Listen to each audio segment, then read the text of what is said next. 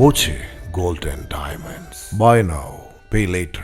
Shoranur Vadanamkurissi railway മേൽപ്പാല നിർമ്മാണം വൈകിപ്പിക്കുന്നത് കരാറുകാരാണെന്ന് മുഹമ്മദ് മൂസിൻ MLA. രണ്ട് ഭാഗത്തെയും അപ്രോച്ച് റോഡ് നിർമ്മാണമാണ് പൂർത്തിയാകാനുള്ളത്.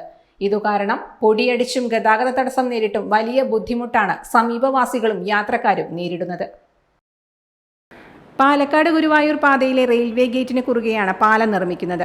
5 വർഷം മുമ്പ് ആരംഭിച്ച പദ്ധതി ഇപ്പോഴും പാതി വഴിയിലാണ്. നിർമ്മാണ പ്രവൃത്തികൾ തമിഴ്നാട് കേന്ദ്രീകരിച്ചുള്ള കരാറുകാരാണ് ഏറ്റെടുത്തിരിക്കുന്നത്. ഇവർ തൊഴിലാളികളെക്കുറിച്ച് മാത്രം ഉപയോഗിച്ചാണ് പ്രവൃത്തികൾ നടത്തുന്നതെന്ന് മുഹമ്മദ് മൂസിൻ MLA നിയമസഭയിൽ പറഞ്ഞു.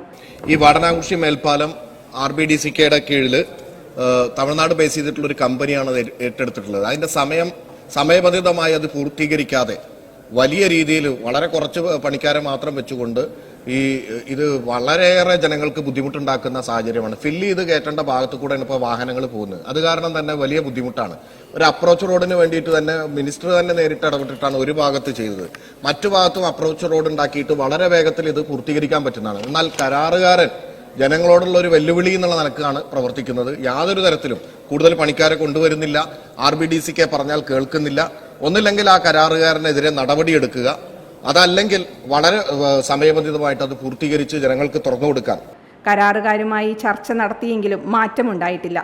പ്രതിദിനം ആയിരക്കണക്കിന് വാഹനങ്ങൾ പോകുന്ന പാതയിലെ പ്രധാന തടസ്സമായി ഇപ്പോൾ റെയിൽവേ മേൽപ്പാല നിർമ്മാണം മാറിയിട്ടുണ്ട്. റെയിൽവേയുടെ ഭാഗത്തെ പാലം നിർമ്മാണം ആരംഭിച്ചെങ്കിലും അപ്രോച്ച് റോഡ് ഉൾപ്പെടെയുള്ള പ്രവൃത്തികൾ ഇപ്പോഴും ഇഴഞ്ഞാണ് നീങ്ങുന്നത്. റോഡിന് വീതിയില്ലാത്തതിനാൽ അപ്രോച്ച് റോഡിന്റെ നിർമ്മാണം ഗതാഗതത്തെ വലിയ രീതിയിൽ ബാധിക്കുന്നുണ്ട്. ബസ്സുകൾ ഉൾപ്പെടെയുള്ളവ കടന്നുപോകാൻ സമയമെടുക്കുന്നുണ്ട്. ഇത് പലപ്പോഴും തർക്കങ്ങൾക്കും പ്രശ്നങ്ങൾക്കും വഴിവെക്കുകയാണ്. അതേസമയം കരാറുകാരുമായി ചർച്ച നടത്താമെന്നും ഏപ്രിലോടെ പ്രവൃത്തികൾ പൂർത്തിയാക്കി ഗതാഗതത്തിന് തുറന്നു കൊടുക്കാനാവുമെന്നുമാണ് മന്ത്രി നൽകിയ ഉറപ്പ്. Time kids pre school, Mannannur road, Vaniyamkulam. .view news.